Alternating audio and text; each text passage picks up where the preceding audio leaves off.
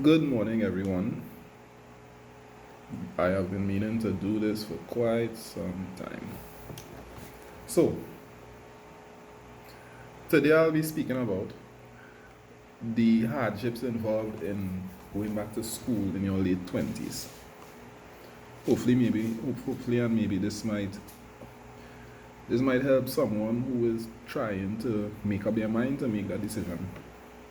Now, I haven't written down anything, thought about writing down anything, but as my first video, I wanted it to be as raw and authentic as possible. So, I'm doing this from my phone, and maybe in time I might purchase a camera or something. Right, so what am I studying? I am a year 2 at present law student. I'm enrolled in the University of London as a distance learning student. Distance learning simply means that I do not reside in the University of London, and I actually reside in Trinidad and Tobago. I'm a Trinidad and Tobago national, born and raised. So I'm doing the distance learning route. So the topic is the hardships involved going back to school in your late 20s. I actually enrolled in this program in 2018.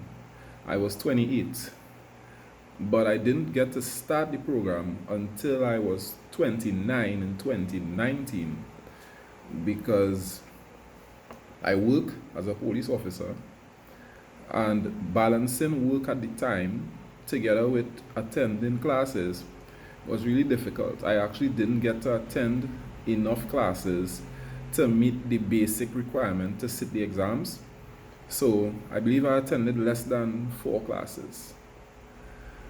I believe I attended 2 classes, if I'm to be honest. And I received an email from the school saying that they would not recommend me.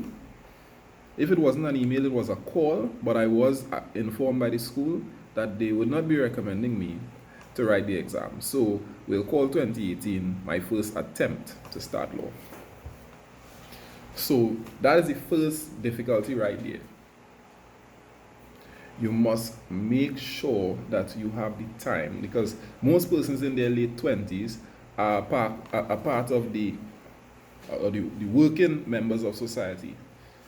And you would really have to fight to balance, if not work and school. In my case, it may be parenting and school. In some other person's cases, it might be a whole number of things and school. So find out from the school what is the attendance requirement, which I did, and also find out or ask yourself, am I able to meet this requirement? That's step 1. This is not going to be in steps, but that's one very important thing: time. Other than that, well, notwithstanding that I waste a bunch of money applying and signing up and purchasing this, that, and the other, and didn't get to start, I only attended roughly 2 classes. A year later, and a couple of readjustments work-wise, I decided, well, I'm going to try again, because this has been something that has been on my to-do list from as early as 16 years old. And I believe that conversation would be for another video. I might entitle that My Journey to Starting Law. Yeah. So, a year later, a few adjustments would work, and I decided, right, now is the time. So at 29, I started law. A lot of the things that I want to speak about in this video would not be pertaining to the program, but it will be pertaining to you as an individual. Starting law at 29 for me meant that I had to overcome returning to school after years of not being in school. I graduated at the age of 16. So it's more than a decade since I've been enrolled in a program. Oh, I actually attempted a degree before when I was 21, but I'll talk about that in another video. But yeah, So you're looking at over a decade being out of school. Some of you, it might be longer. Persons who are much older than 29 might view this video one day. So what does that mean? Well, for me, it means that I have to now get myself current with all these new, all this new information, as well as I have to assess myself. Do I have the mindset required to undertake this new endeavor? And I think that is going to be the biggest hurdle for most persons who end up in my position. 29 years old, do I have the mindset? So what is the problem with the mindset?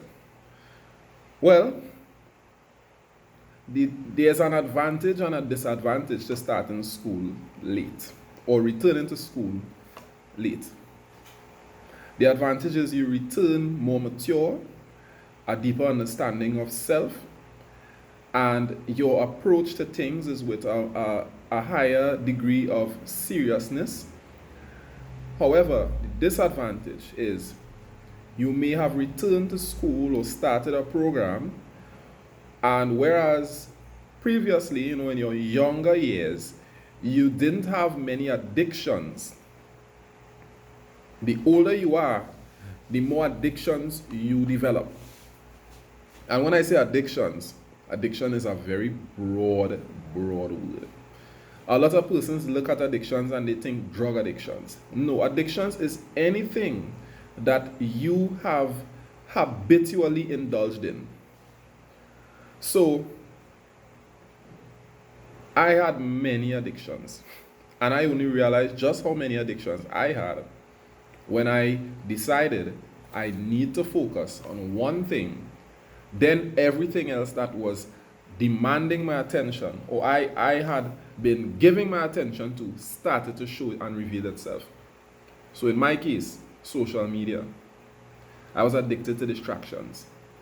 I would distract myself for whatever reason. It was almost as though I was desperate to be distracted. I couldn't sit and read for 10 minutes without turning to my phone and scrolling. Some of you understand that problem. I couldn't sit and read for 10 minutes without turning to my phone and scrolling, and I have absolutely no reason to be scrolling. I don't know what I'm scrolling for. It's not objective at all because I did not even start doing it with anything in mind. I'm just scrolling. So, that's one. The other addiction I had some healthy addictions. Fitness enthusiast. I've been involved in fitness for the great majority of my life. And I'm addicted to reading, researching. I love to research. Now, one might ask, how can you be addicted to researching but can't sit and focus for 20 minutes? You see, that's the next thing. You may like to read, but what do you like to read? Luckily for myself, I like to read things to learn. But I realized that because I would read whenever I feel, whereas the law, as the saying goes, is a jealous mistress, I found myself reluctant to read at the behest of my studies, as opposed to reading whenever I feel to read, which is what I would usually do. So that lends over into the discussion of discipline. So you have to sit down.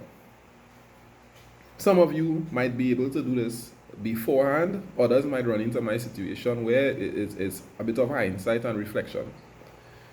You must sit down and figure out what are your addictions, what are the habits, we'll use a less stronger word, what are the habits that you have adopted over the years that you believe, if you need to focus on something and give it your all your attention, what are certain habits that will obstruct you? And you need to remove those habits from your life. If not permanently, temporarily. Because we don't have the advantage of age once you start getting older. I'm not saying that you're too old to do anything, but the older persons will understand what I mean by this. You don't have the advantage of age, meaning you don't want to be making mistakes and repeating the same process multiple times.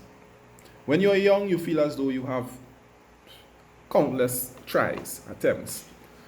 But when you're older, you start feeling as though you have one attempt, one try, one chance.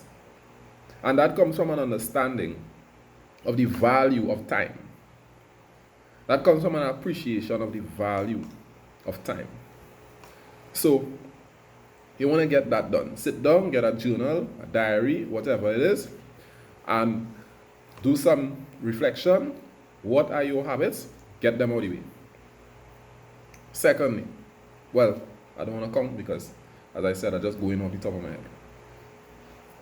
Another thing that I encountered as I was talking about habits, discipline.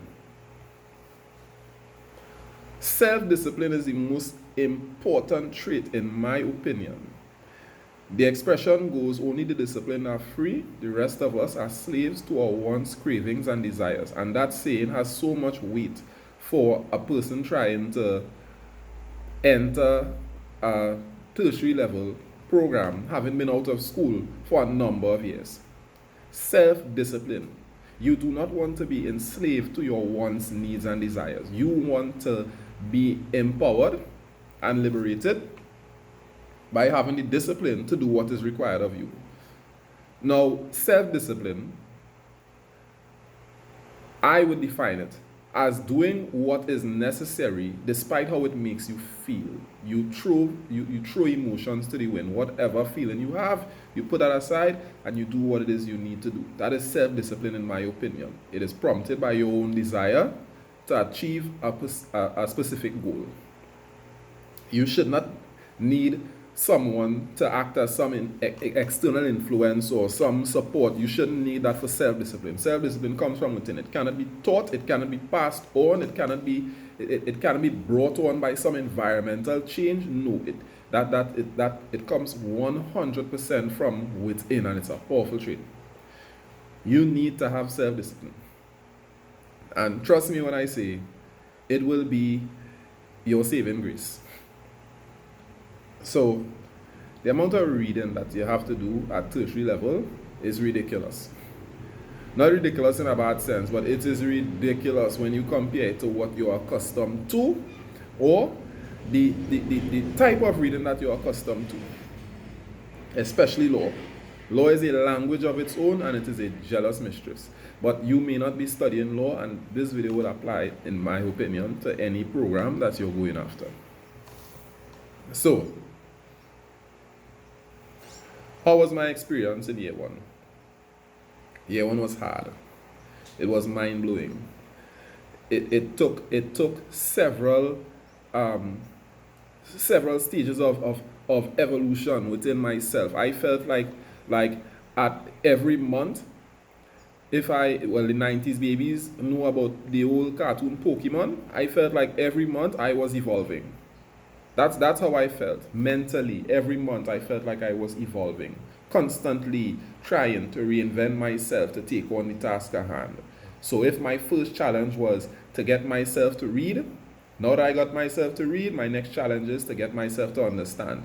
Now that I understand, my next challenge is to get myself to apply the information. Now that I can apply the information, my next challenge is to get myself to do what I call weaponizing information, which means to apply the information in the best way possible to make proper use of what it is you would have read. Now that I can weaponize the information, now I'm trying to consider rebuttals, consider opposing arguments. So I have to do more reading on top of that. So you realize what's going on there. As much as you learn, there's more to learn. And yeah, that was year one. So year one was successful for me. I took on all of the required modules. In year one, that's year two. In year one, you do contract law, public law, this is with the University of London, legal system and methods, and criminal law. Now, I'm currently employed as a police officer. And for any of the police officers listening to this, I can assure you that policing does not help you in a criminal law module at a degree level. Policing may help more so at the postgrad stage when you're doing evidence and court procedures.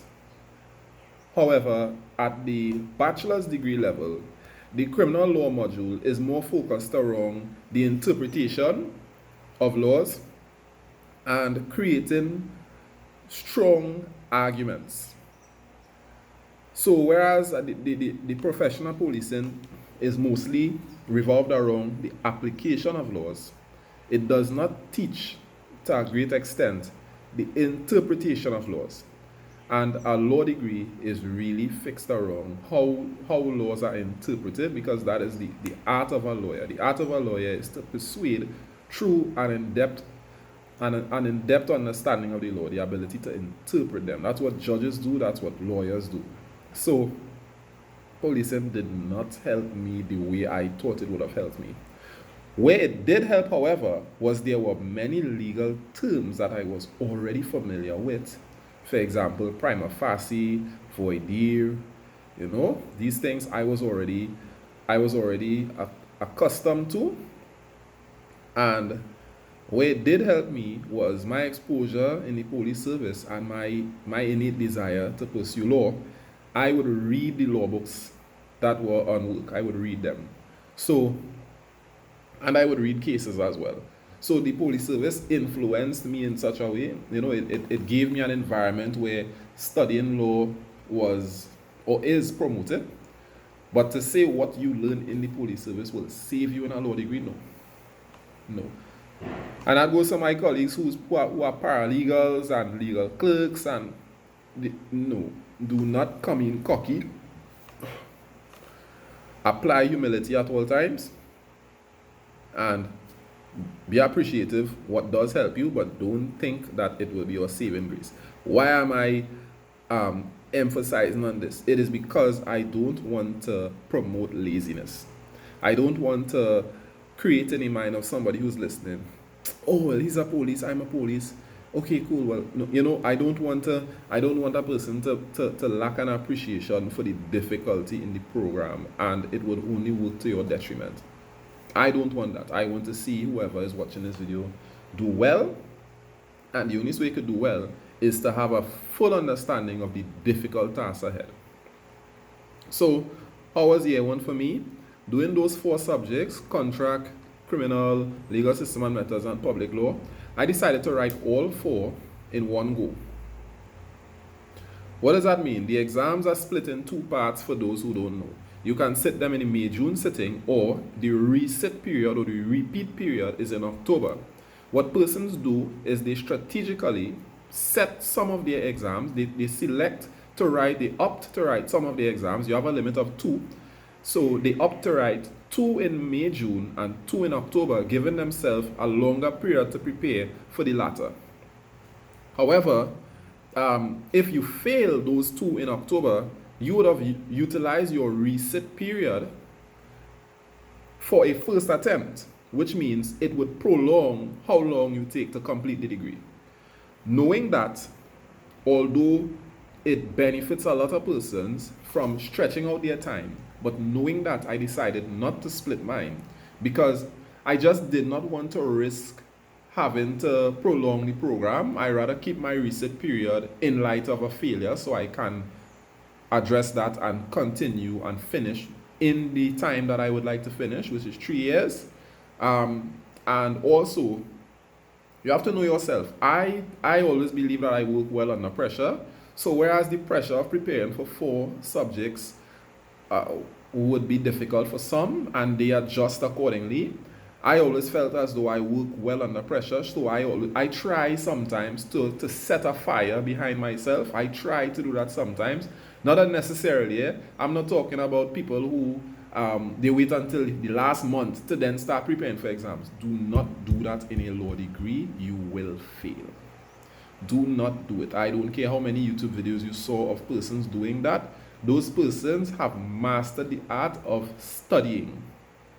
There's a difference between mastering the art of studying and cramming, it's not the same. It means that those persons are extremely efficient at how they internalize, process, and remember information retained. They know how to internalize it, process it, and their retention is very good. That is not the same as cramming. Cramming works for exams that don't require analytical writing. It does not require you to express a deeper understanding of the information. You could do that for certain subjects, not law. Don't do it. Can't say I didn't warn you. Okay. So, in writing my first 4 subjects, I think I'll do a grades reveal in another video. But in writing my 4 subjects, I got fairly to moderate grades.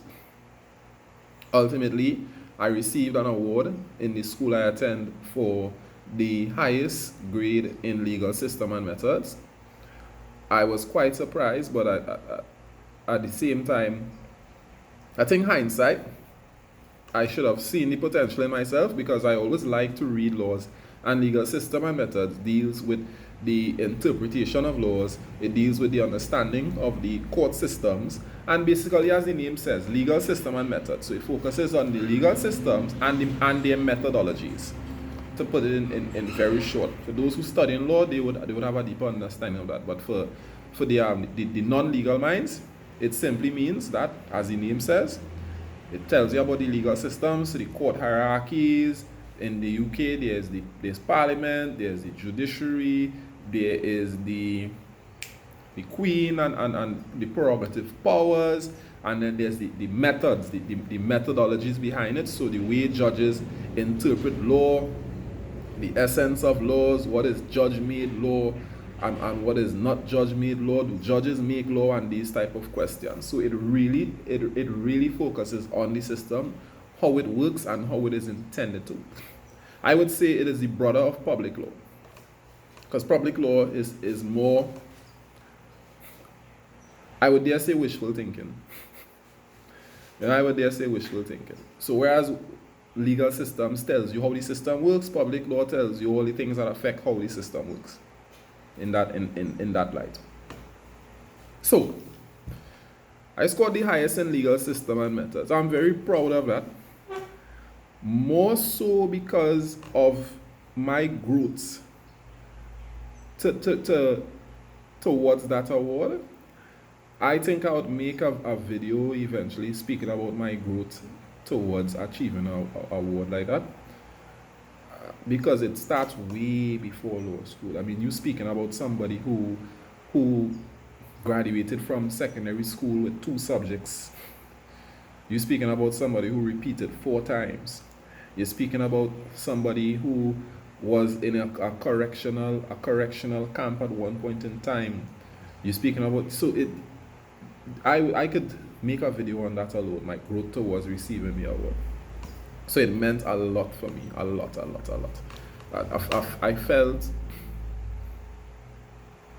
I felt humbled in the presence of my fellow awardees, because I'm aware of the background of many of them, and I can tell you, my fellow awardees were academics in their own right already.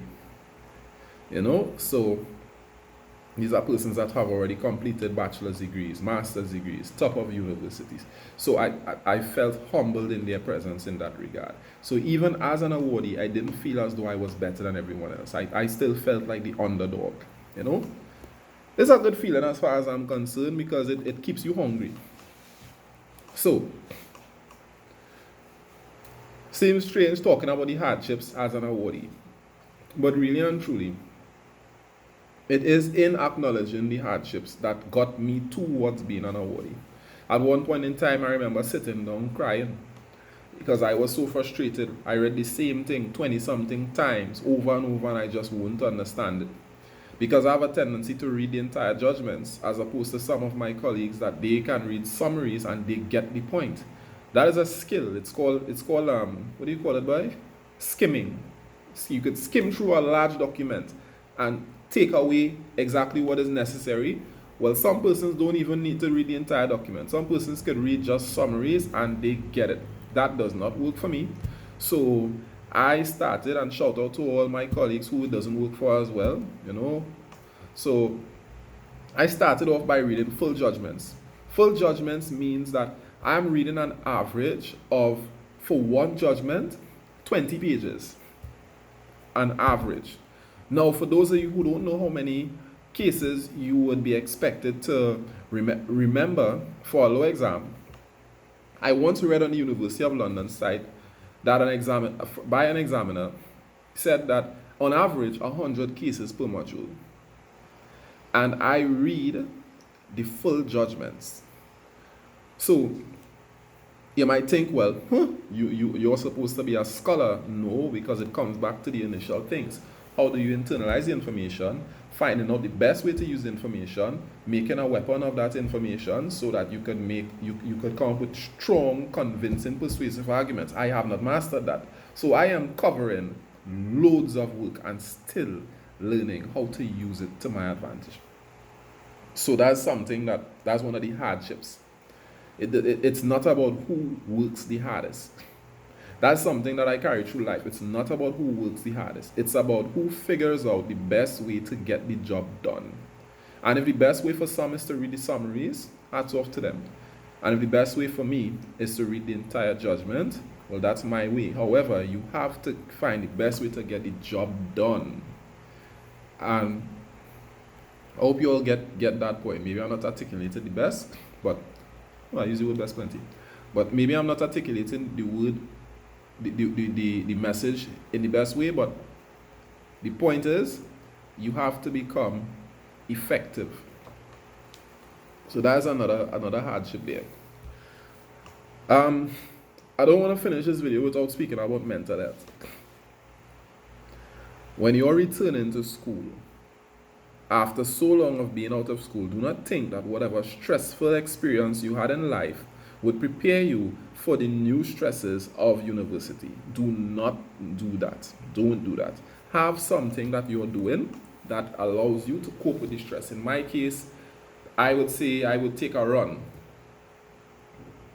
I've slacked off on that. But find something that allows you to de-stress. Please don't let it be diet.